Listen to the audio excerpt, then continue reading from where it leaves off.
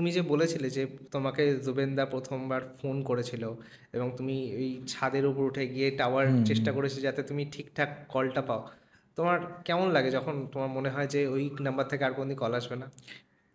আমি তো সেটাই বলছি, মানে মানুষের সাথে কল, মেসেজ আর কোনো দেখা হবে না।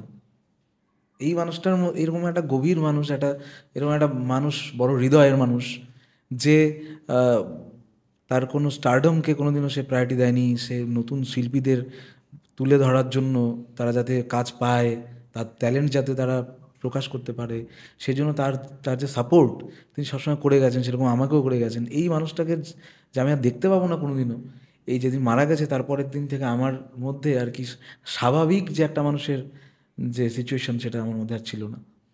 আমি প্রচণ্ড ভেঙে গেছিলাম এবং এখনও ভেঙে আছি। গান গাইনি অনেক দিন ধরে এবং ওই গলাটা শুনতে পাচ্ছিলাম না।